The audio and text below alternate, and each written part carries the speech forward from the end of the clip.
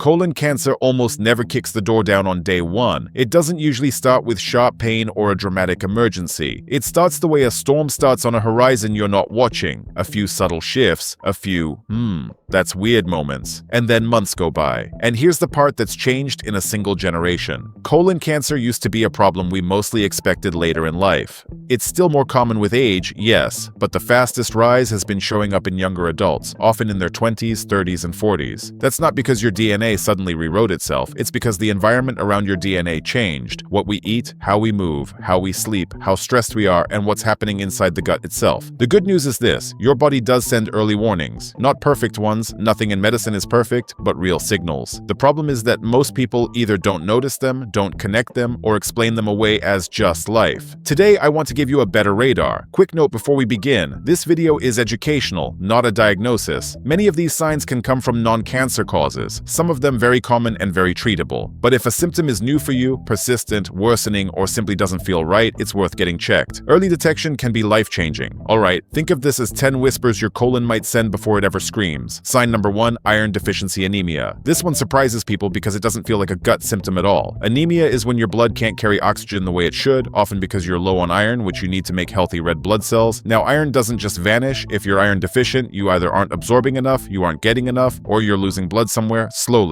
In the colon, some growths can bleed in tiny amounts. Not a dramatic horror movie bleed, more like a faucet that drips once an hour, then stops, then drips again. Over time, those small losses add up. You can have microscopic bleeding for months or even years without ever seeing obvious blood in the toilet. Why do tumors bleed? Because growing tissue builds its own blood supply. New vessels form to feed it. Those vessels can be fragile. They don't behave like sturdy, well-organized blood vessels in healthy tissue. They can break and leak more easily, and when that leak is slow, your body quietly pays the price in iron. So if routine labs show iron deficiency anemia, especially if you're not someone who should be iron deficient, don't just accept "take a supplement" as the whole story. You want to understand why. Sign number 2, persistent fatigue that feels different. We all get tired. That's modern life. But there's a particular kind of fatigue that doesn't match your schedule. You sleep, but you don't recover. You rest, but your battery doesn't refill. Anemia is one reason. Less oxygen delivery means your body has to work harder to do everything. But fatigue can also come from inflammation. Tumors aren't just lumps, they're living tissue with chemistry. They can release inflammatory signals, cytokines, that make your metabolism feel like it's pushing through sand. Those signals can interfere with energy production and make everyday tasks feel heavier than they should. People often dismiss this as stress, burnout, aging, "I'm just busy." But if the fatigue is persistent, unexplained, and not improving with normal recovery strategies, it deserves attention. Sign number 3, a subtle stool color shift, especially darker stool. Let's talk about the uncomfortable thing in the most practical way. Stool is information. It's a report from your digestive tract. When there's bleeding higher up in the digestive system, blood can turn stool very dark, sometimes tarry. But colon-related bleeding can be trickier. A small amount of hidden blood, occult blood, can darken stool slightly or not at all. Sometimes it just changes the shade in a way you wouldn't notice unless you were specifically looking. And bleeding can be intermittent. If your bowel movement is soft and smooth, the area may not bleed that day. Then you get constipated, the stool becomes harder, friction increases, and the fragile tissue bleeds again. This is why stool tests exist. They can detect what the eye misses. If something feels off over time, don't rely on eyeballing it once. Patterns matter. Sign number 4, a change in bowel habits that doesn't match your normal. This is one of the most common early clues, and also one of the most ignored. People normalize it because it feels embarrassing to bring up, or because they assume it's diet, travel, stress, or "I'm just getting older." But here's the mechanism. Your gut has its own nervous system, an internal network of neurons often called the enteric nervous system. It helps coordinate muscle contractions, fluid movement, and timing. A growth can disrupt this system in a few ways: pressure on the bowel wall, local inflammation, and chemical signaling that alters motility. That can change how quickly stool moves through. If transit slows, you may get constipation. If inflammation increases fluid in the bowel, you may get looser stool. Sometimes it swings back and forth. Now let's zoom out for a second. Colon cancer remains one of the most commonly diagnosed cancers and a major cause of cancer death. But what's been drawing attention in recent years is the rise in younger adults. It's showing up in many countries, not just one. That suggests something bigger than genetics alone. Changes in diet patterns, microbiome diversity, antibiotic exposure, sedentary behavior, metabolic health, and chronic stress. The gut is an ecosystem, and ecosystems respond to how we treat them. Sign number 5, gas, bloating, or feeling full sooner than usual. Imagine your colon as a long tunnel. If something starts narrowing that tunnel, even partially, things don't move the same way. Gas can get trapped. Fermentation can increase because contents sit longer. And when transit slows, the balance of bacteria and byproducts can shift in the wrong direction. That can create bloating, cramping, a sense of pressure, or early satiety, meaning you eat a little and feel done way sooner than you used to. Not every episode of bloating is scary, But persistent bloating that's new for you, especially when paired with other changes, should not be brushed off. Sign number 6, tenesmus, the urge to go, even when there's little or nothing. Tenesmus is that urgent, uncomfortable sensation that you have to have a bowel movement,